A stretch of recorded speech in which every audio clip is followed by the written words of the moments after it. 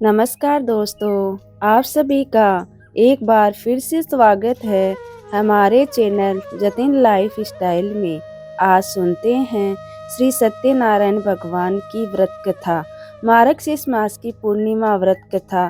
पौराणिक कथा के अनुसार एक बार नारद जी भगवान विष्णु के पास बहुत ही दुखी होकर पहुँचे और कहा कि उनसे दुखी मनुष्यों के कष्टों को देखा नहीं जा रहा है। उन्होंने भगवान से कहा कि आप ऐसा कोई आसान उपाय बताइए जिससे कि लोगों का कल्याण हो। यह सुनकर भगवान श्री हरि जी ने कहा कि जो व्यक्ति संसार सुख और मृत्यु के बाद मोक्ष प्राप्त करना चाहता है उसे श्री हरि नारायण भगवान की पूजा व्रत करना चाहिए। भगवान विष्णु ने फिर सत्यनारायण व्रत के बारे में विस्तार से बताया।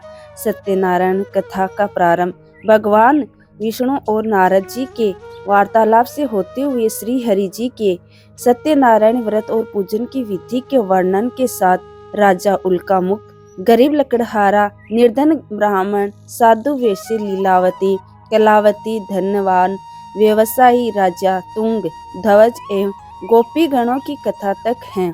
कथानुसार ग्रहण करने से यह निष्कर्ष निकलता है कि जिस किसी ने सत्य के प्रति श्रद्धा विश्वास किया उन सबके कार्य सिद्ध हो गए। जैसे लकड़हारा, गरीब ब्राह्मण, उल्कामुख, गोप गणों ने सुना कि यह व्रत सुख, सौभाग्य, संपत्ति सब सुख देने वाला है, तो सुनते हैं श्रद्धा, भक्ति तथा प्रेम के साथ सत्य व्रत का आचरण करने में लग गए और फल स्वरूप अलौकिक सुख भोगकर परलोक में मोक्ष के अधिकारी हुए। साधु वैश्य ने भी यही प्रसंग राजा उल्कामुख से विधि विधान के साथ सुना, किंतु उसका विश्वास अधूरा था, श्रद्धा में कमी थी। वह कहता था कि संतान प्राप्ति पर सत्य व्रत पूजन करूंगा। समय बीतने पर उसके घर एक सुंदर कन्या ने जन्म लिया। उसकी श्रद्धालु पत्नी ने व्रत की याद दिलाई तो उसने कहा कि कन्या के विवाह के समय करेंगे। समय आने पर कन्या का विवाह भी हो गया, किंतु उस वैश्य ने व्रत नहीं किया।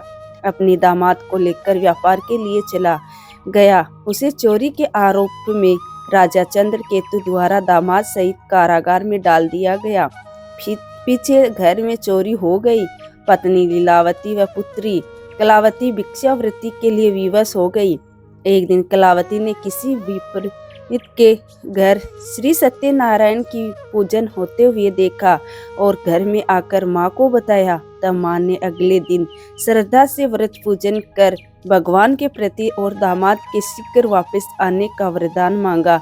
श्री हरि प्रसन्न हो गए और स्वप्न में राजा को दोनों बंदियों को छोड़ने का आदेश दिया। राजा ने उनका धन दाने तथा प्रचुर द्रव्य देकर उन्हें विदा किया। घर आकर पूर्णिमा और संक्रांति का सत्य व्रत का जीवन पर्यंत आयोजन करता रहा।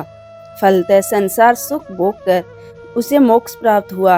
इसी प्रकार राजा तुंग ध्वज ने वन में गोपी गणों को श्री सत्यनारायण भगवान का पूजन करते देखा, किंतु प्रभुता के मत में चूर राजा ने ना तो पूजन किया, ना ही पूजा स्थल पर गया, ना ही दूर से प्रणाम ही किया और ना ही गोप गणों के द्वारा दिया हुआ प्रसाद ही ग्रहण किया।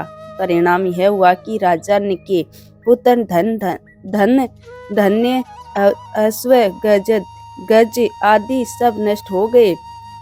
राजा को अकस्मात यह आभास हुआ कि विपत्ति का कारण सत्यनारायण भगवान का निरादर है। उसे तब बहुत पश्चाताप हुआ। वह तुरंत वन में गया। गोप गणों को बुलाकर काफी समय लगाकर सत्यनारायण भगवान की पूजा की। फिर उसने उनसे ही प्रसाद ग्रहण किया तथा घर आ गया। उसने देखा कि विपत्ति टल गई और उसकी सारी संपत्ति तथा जन सुरक्षित हो गए। राजा प्रसन्नता से भर गया और सत्य व्रत के आचरण में निर्दय हो गया तथा अपना सर्वस्व भगवान को अर्पित कर दिया।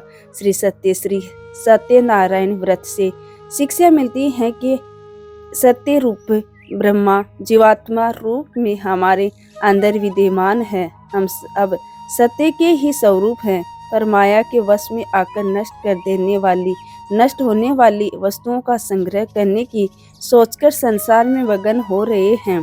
इस अज्ञान को दूर करके सत्य को स्वीकार करना और प्रभु की भक्ति करना ही मानव का धर्म है। तो दोस्तों, ये थी आज की सत्यनारायण भगवान की व्रत कथा। आपको ये कथा कैसी लगी कमेंट करके ज़रूर बताएं और साथ ही साथ मेरे चैनल जतिन लाइफ स्टाइल को सब्सक्राइब करना ना भूलें। धन्यवाद दोस्तों।